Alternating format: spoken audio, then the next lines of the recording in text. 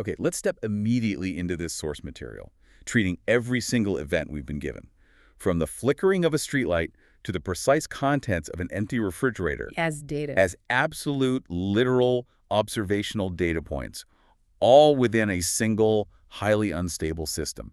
And the core of this investigation really is that feedback loop of self-observation. Right. It's where the brutal technical reality of the physical environment intersects, often violently, with a character's collapsing psychological interiority. So we're not summarizing, we're performing a kind of clinical autopsy. On the infra-thin layer of data embedded in these precise catastrophic moments. It's an intensely specific form of forensics, you know? We aren't looking for broad themes. No, we're cataloging the exact molecular and emotional pressure points. And the sheer geographical and emotional disparity of our subject zones creates this necessary tragicomic dissonance. It just demands rigorous cataloging. Absolutely. Think about the contrast. We're moving from the nocturnal, infrastructure-failing theater of Prospect Street, Where the urban landscape itself seems to be giving up the ghost. straight into the highly specific, almost sterile containment field of the Ennet House and ETA complex. And then into something else entirely. The ritualized, yet fundamentally performative despair observed within the Cocaine Anonymous meeting halls. So our mission, then, is purely anatomical. We need to anatomize that dissonance. The tragicomic dissonance, yeah. The way catastrophic emotional states are not abstract, but are anchored by meticulously absurd or, rigorous technical details. We have to obsess over the granular specificity of the Walmart circulars and the exact shade of lipstick. Because those details are the anchors. They're what's holding down this profound emotional collapse. I think we have to start where the infrastructure fails the most. We begin at a moment of maximum exposure and minimum illumination. Prospect Street, just south of Inman Square, Cambridge. Precisely after 2200 hour on a Saturday. This is the moment where the physical data just screams failure.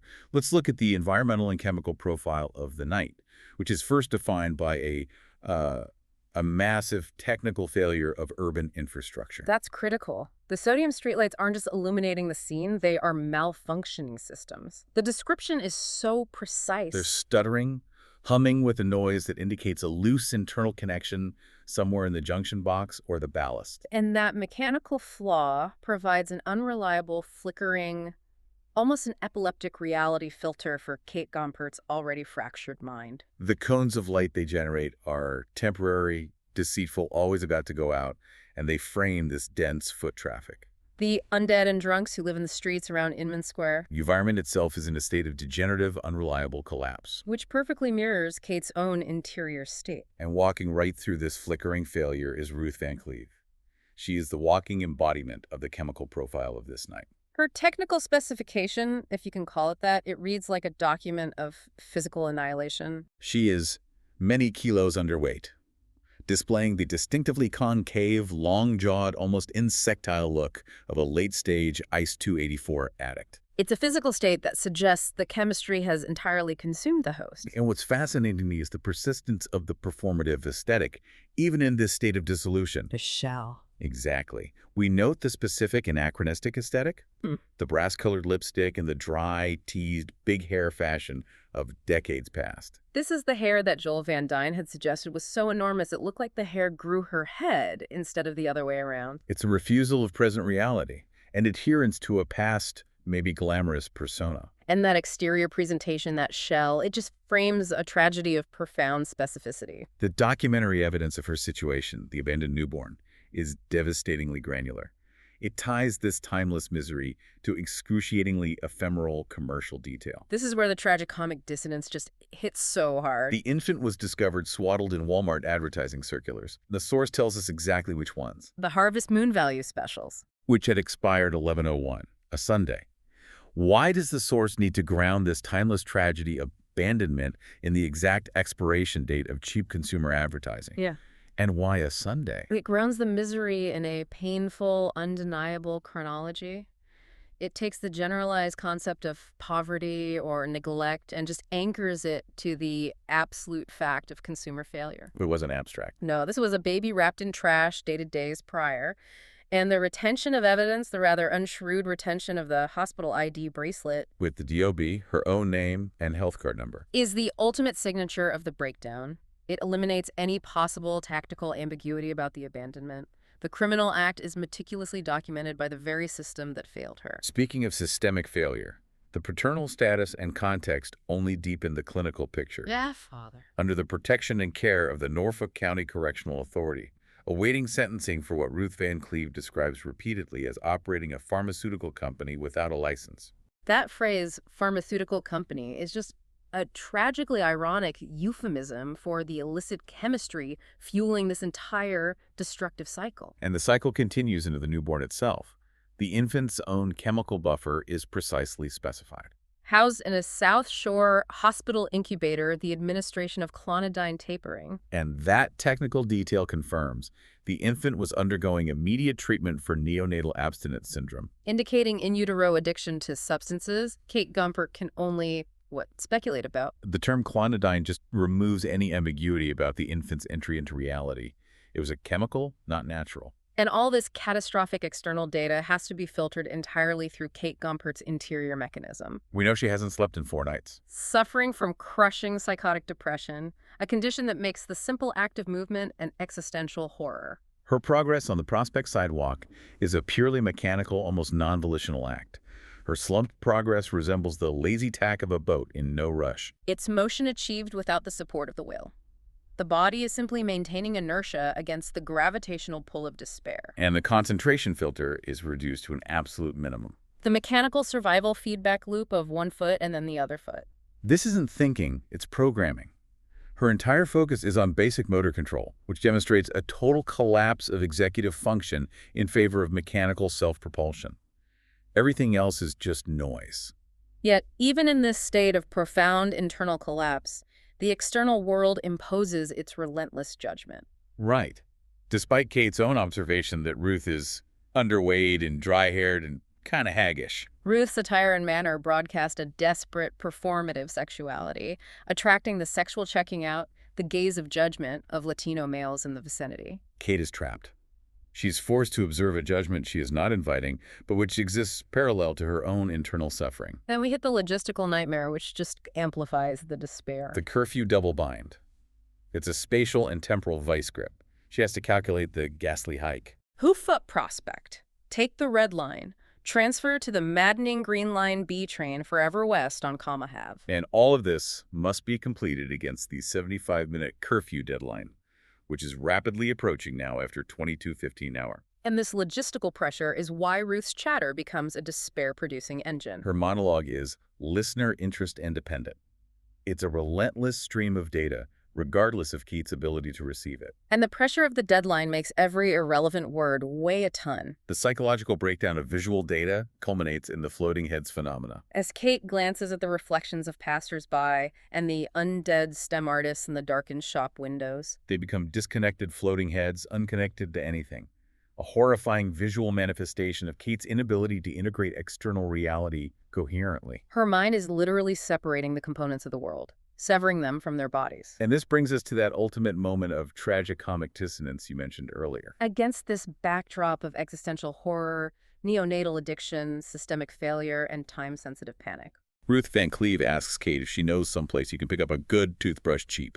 the profound spiritual energy required just to move her foot is suddenly confronted by the mundane, consumerist concern of dental hygiene.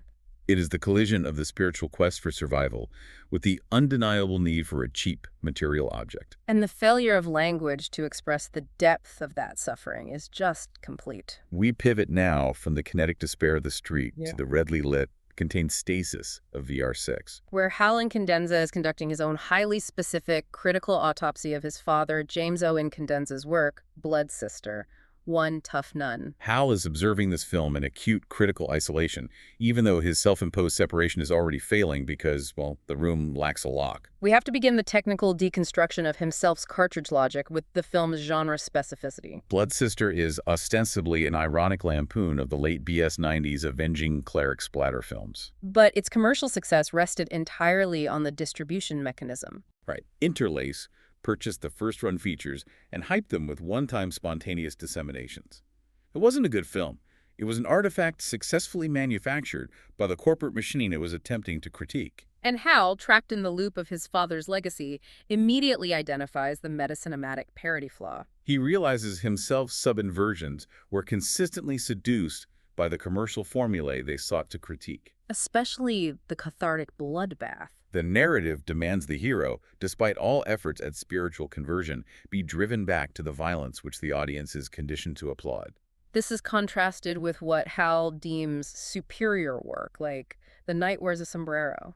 A Lonniesk meta-western noted for its breathtaking exteriors in Tucson, Arizona, minimal splatter, and emotional ambiguity. The difference is the ability to resist the commercial formula. We can precisely date the film using chemical chronological dating. It features the specific inclusion of crank cocaine cooked up with ether, which is highly combustible. And this clearly dates the film's BS time period to before the critical discovery that baking soda and temperature flux, the safer, easier process, achieve the same result. So the film functions as an artifact of obsolete, dangerous drug preparation methodology. The narrative demands a spiritual conversion, which requires the sacrament of adaptation. We are given the montage sequence, the brutally efficient getting to know and trust you genre convention. This includes charades, played with Trappists who have taken a vow of silence, the comparison of tattoos, the lesbianic haircut, and, most hilariously, the discovery of the dildo facsimile lighter found in the wastebasket. This ludicrous ritual sequence is the narrative's coerced path toward salvation,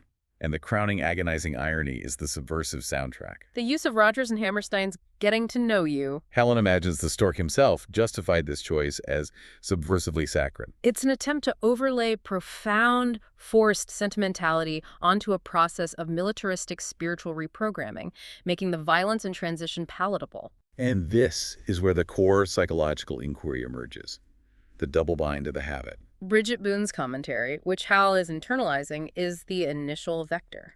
The girl's salvation is simply the exchange of one will-obliterating habit for another. Substituting one outlandish head decoration for another, the nun's habit replaces the addiction, but the self remains obliterated. This critique of substitution is instantly mirrored and amplified in the ANA mirror context, making the cinematic criticism resonate in the source material's recovery landscape. This analysis is very close to the rationale used by not yet desperate Boston AA newcomers to reject the program. They reject it as slavish dependence on meetings and banal shibboleths, labeling it the attitude of platitude. They are too intellectually intact, too committed to their own self-willed individuality to surrender.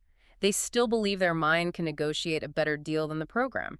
But the true bottom, the precondition for sticking and hanging, requires the cessation of this intellectualizing.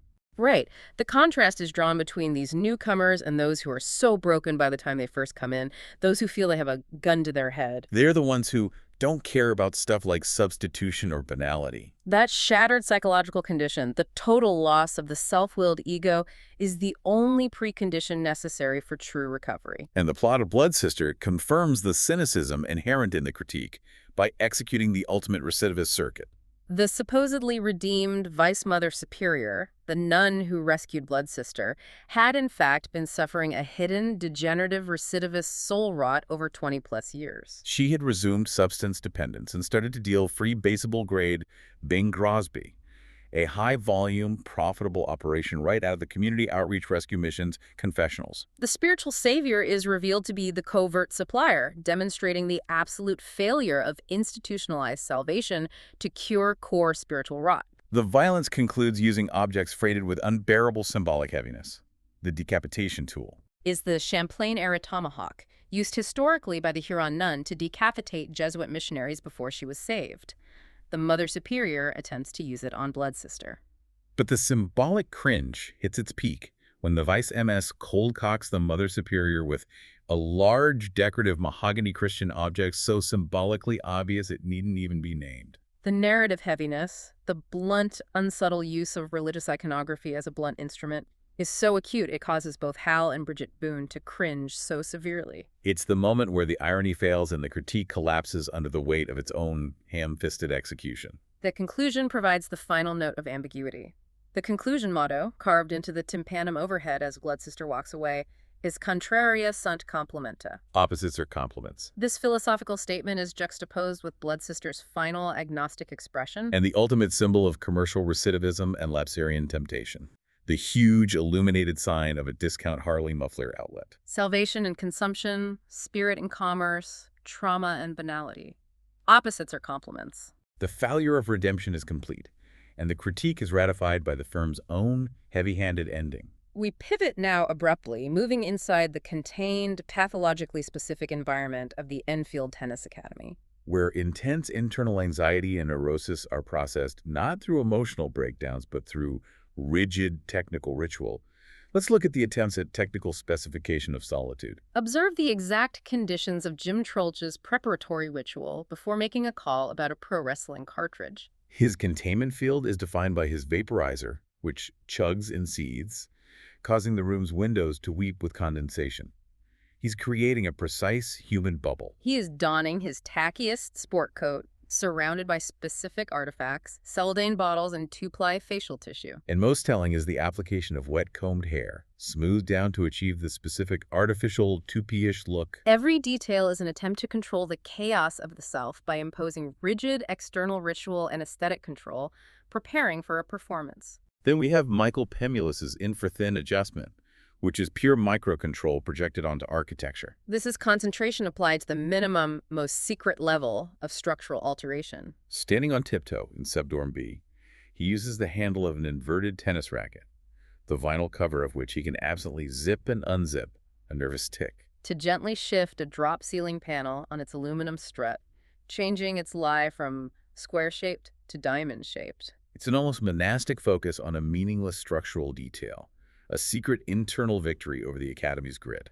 It says so much about the level of controlled anxiety within ETA that success is measured by repositioning a ceiling tile by a millimeter. This control is juxtaposed with the pure kinetic energy of the mechanics of high-velocity travel. Sht and Mario tear us downhill on W Commonwealth, on Sht's old BMW motorcycle, bound for Evangeline's low-temperature confections at the bottom of Heartbreak Hill. Sht maintains an intense, skier-like posture, and the specific trajectory of his white scarf whipping Mario's face in the sidecar emphasizes the uncontrolled kinetic energy. The joy and violence of their descent, it is a moment of total uncritical immersion in movement. Even communication requires a technical protocol designed to manage internal pressure. Avril Incandenza's contact protocol demands hyperactivity and distraction. She is described as having 3 or 4 cigarettes going at once, securing phone and email numbers for the journalistic business address on East Tucson AZ's blasted expanse Bliaby. And the almost violent process of using the stern of a blue felt pen to stab at the console's keys. It's communication under duress, a flurry of action intended perhaps to mask the significance of the message itself. Now let's consider the internal failure of communication within the complex. Lyle's transcendental stasis presents a profound, tragicomic paradox within the unlit weight room. The source material clinically describes the precise physics of his hovering. Cross-legged, only a couple millimeters above the top of the towel dispenser. His eyes are rolled up white, lips moving silently.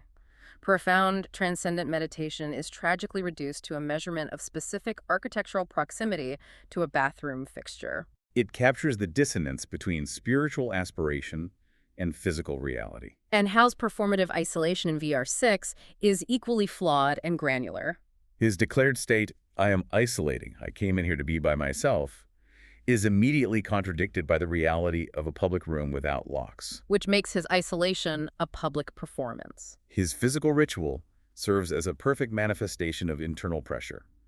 He is squeezing the tennis ball so hard his forearm keeps swelling to twice its size. The internal pressure being externalized as physical swelling. This is matched by the protracted, visually repulsive act of spitting the Kodiak chew into the wastebasket, a public physical expression of disgust and anxiety. His self-consciousness is so immense it's projected outward onto the environment through the footwear dichotomy. Hal meticulously observes gendered seating postures. The girls embody making yourself at home, slipping out of shoes, leaving 8 empty white sneakers mute and weird and not facing the same direction. They are settling in. Versus the males, who project transience.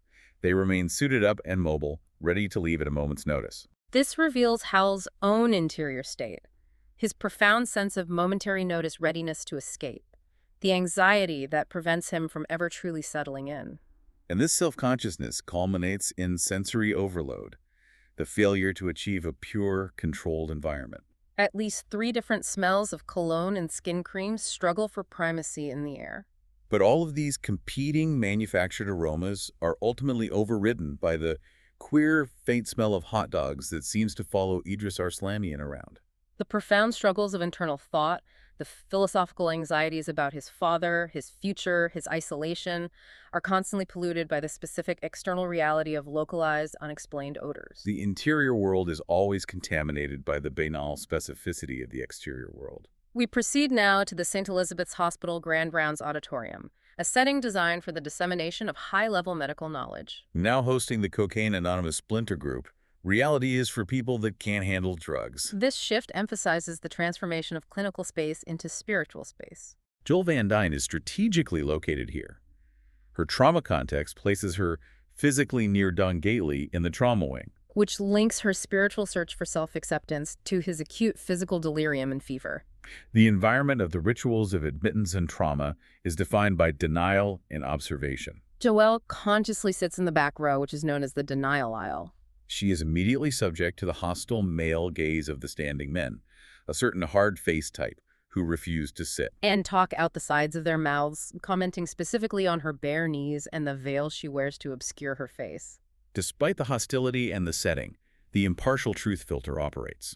Even though the speaker uses colored idioms and those annoying little colored hand motions, Joel is able to identify with his story. Because, as the source notes, the truth has a kind of irresistible unconscious attraction at meetings. The substance of the story cuts through the distracting style. And the psychopathology of the bottom is defined not by violence, but by chemical velocity and efficiency. The speaker eschews the macho war stories of conquest and gets right to his bottom. His description of his binge addiction is mechanistic, almost military. Like getting strapped to a Raytheon missile and you don't stop till that missile stops, Jim. The addiction is not a moral failure. It's an engineered acceleration toward total, unavoidable collapse. And the economics of the catastrophe provides the precise framework for that collapse. The specifics are agonizing. His menial riveter's assistant job at Universal Bleacher was their total float, the only viable cash flow. His paycheck was critical because his wife's temp work cleaning houses was entirely consumed by daycare costs. The financial insecurity was not merely deep, it was whatever words past the word deep shit. The terminology confirms a scale of financial annihilation beyond common language. This financial pressure sets the stage for the rationalized betrayal, a cold, unavoidable calculus of scarcity and opportunity. He initially bought just one single vial for just a Tensky for a Sunday night treat. But upon seeing the two Holmeses with 3 vials each, his defensive mechanism just collapsed. The mathematics of the addiction proved overwhelming. He instantly calculated the difference. 2 1/3 vials versus 1 thin-ass vial was a proposition only a fucking fool way out of touch with the whole seize the opportunity concept could pass that shit up. The drug warps his reality into a ruthless capitalist opportunity structure where altruism and fidelity are foolish, lost concepts. And the thought of his wife and little girl in her little knit cap and mittens waiting under the Brighton Best savings clock Shrinks to a tiny locket-sized picture in the center of a part of him he and the Holmeses had set out busily to kill with the pipe. The soul is physically reduced under chemical assault, shrunk down to a sentimental, two-dimensional keepsake that can be safely ignored. The granular proof of failure is what defines the true bottom. It is delivered at 0600 a.m. Saturday morning in the empty Mattapan apartment. The critical damning evidence is purely material and confirms the domestic trauma. We have the green last warning notice from the DHA under the door. The fridge contents are sparse. A near-empty jar of grape jelly, half a can of biscuit mix, and the sour, empty fridge odor. But the definitive proof of his moral and material collapse is provided by the precise inventory of the kitchen waste. The Pam-shiny empty biscuit pan on the stove and the plastic rind of the peanut butter safety seal wrap on the wastebasket pile. This is the ultimate, undeniable evidence. The consumption data is horrifyingly clear. They ate some charity peanut butter on biscuits washed down with tap water and a grimace. The bottom is not a dramatic event. It's the quiet, horrifying realization that the family was sustained by the trivial residue of charity and the husband's grimace of self-disgust while his children watched. This total collapse leads to the cliff-edge solipsism. Sitting on the kitchen tile, the decision not to kill himself, the apartment 6 floors up, the window could be broken through, marks the moment where self-destruction gives way to surrender. He decides to go to Shattuck Shelter and surrender. And the surrender is instantly validated by the first coincidence. Shattuck's shelter, which is usually waitlisted, especially in March, had just kicked out some sorry-ass specimen for defecating in the shower. Creating an immediate, specific opening. The universe accommodates his moment of brokenness through another man's base, physical failure. This is immediately followed by the second coincidence, which establishes his higher power. The Saturday night Shattuck supper was coffee and peanut butter sandwiches, purely due to the end-of-week donated food scarcity. The speaker describes silently thanking whatever provided just that particular sandwich he held and chewed, washing it down with gritty, sunny square coffee. His higher power is established not in abstract theology, but in the physical reality of specific, available emergency nutrition. The miracle is material and specific to his trauma. And this clarity impacts Joelle Van Dyne directly in the denial aisle. She feels the tight ratchet in her belly turning 3 turns to the good. This physiological-psychological shift is immense. The story has created the psychological condition necessary for her first conscious consideration of showing somebody, even if Gately rejects her, the face hidden beneath the veil. We return now to Prospect Street for the final kinetic sequence, Where Kate Gompert is violently extracted from her depressive stasis, moving her from passive despair to acute physical trauma. The sequence begins with the physics of the purse snatch. The apparition's profile is defined by its unattractive specificity, just about the most unattractive woman Kate Gompert had ever seen. With a glimpse of a 5-day facial growth on the hag's face, wearing a red leather coat. The thief is physically repulsive, a gargoyle of the urban night. And the outcome of the snatch is determined entirely by material failure analysis, the quality of the straps. Ruth Van Cleve's cheap vinyl purse strap gave right away, ensuring only manner loss. Kate Gompert's strap, however, was thin but densely macrameed, a quality Filene's all-cotton French braidedly macrameed strap. And it held fast, pulling her forward. Because the strap holds, Kate is subjected to the whiplash trajectory. The apparition's spin and the centrifugal force applied to the severely underweight two, Kate pulls her out in a wide circle. This intense adult violence instantly triggers a specific temporal flashback. Crack the Whip at the Wellesley Hills Skating Club's Rinks Wee Blades toddler skating hour. The violence of the present is measured against the innocence of the past. The impact data is clinical, acoustic, and visual. The collision is with the rust-pocked curbside light post. The precise acoustic signature is captured, somewhere between a bonk and a clang. The subsequent visual effect is a momentary catastrophic disjunction. The sky and sidewalk switching places, and a violet sun exploded outward. Tinting the entire street in a sick, contused violet hue. The somatic horror immediately shifts Kate's focus inward to the concussive reality. She realizes that concussion is really another word for a bruised brain. She struggles desperately to suppress the thought that the impact sent one part of her brain slamming in. Purply swelling, mashed up against the inside of her skull. The external violence is translated into a horrific, internal, spongy visualization of damaged tissue. This horrific visualization triggers the nausea double-bind. It becomes terribly important not to vomit, fearing the strain could aggravate the spongy purpling of the bruised brain part.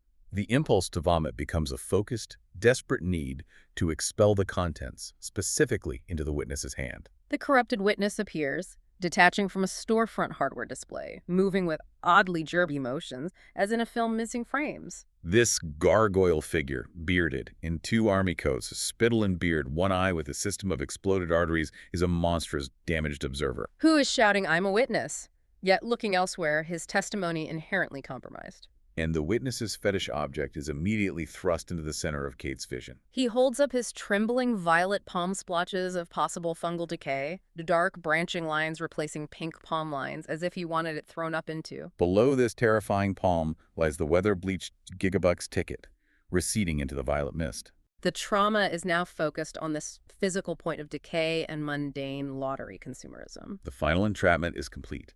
Kate Gompert cannot muster even go away due to the overwhelming sensory data. The smell involved, the pulse in her eye. She is trapped in the moment of being observed, not as a victim of a crime, but simply as a drunk-looking, pale girl and a street bum showing her something in his hand. Her profound physical trauma is instantly categorized and mislabeled by the environment and its flawed inhabitants, leaving her absolutely defenseless and silent. The inability to communicate her reality is absolute. We have completed our clinical autopsy. We've traversed scenes defined by chemical dependence, systemic infrastructure failure, and the devastating physical reality of self-consciousness. We moved from the calculated technical risk of Pemulus's minute ceiling adjustment and Troelch's weeping windows. To the financial calculus of the cocaine addict's broken bottom, defined by a biscuit pan. The tragicomic dissonance remains the persistent, unavoidable signal in the noise. The human experience, as presented in these sources, is a ceaseless oscillation Between the ghastly, urgent reality of a bruised, purply swelling brain, the fear of vomiting into a stranger's hand, and the mundane anxiety over finding a cheap toothbrush before curfew. Or consider the contrast between profound spiritual clarity, the moment of radical surrender to a higher power, and that surrender being anchored entirely by the presence of a gritty, end-of-week peanut butter sandwich. Supplied by coincidence. And the final failure is always one of language itself. We have to acknowledge that words ultimately fail to capture the infinite nature of the double bind that traps these characters. Every person is simultaneously attempting to isolate, like Hal, or simply survive, like Kate, yet is relentlessly observed, judged, and anatomized. Both by the external environment and by the self-reflecting loops of their own consciousness. Which leaves us with the ultimate provocative thought for you to consider. If the final goal of salvation is merely the exchange of one will-obliterating habit for another, a shift from the chemical to the institutional. And if the moment of true, life-altering epiphany, the CA speaker's sudden gratitude for his specific peanut butter sandwich, is utterly indistinguishable from a trivial environmental coincidence. An accident orchestrated by a man being kicked out for defecating in a shower, then how is the individual ever to distinguish authentic agency and true change from the crushing, predetermined, and chemically mediated patterns of their own material reality?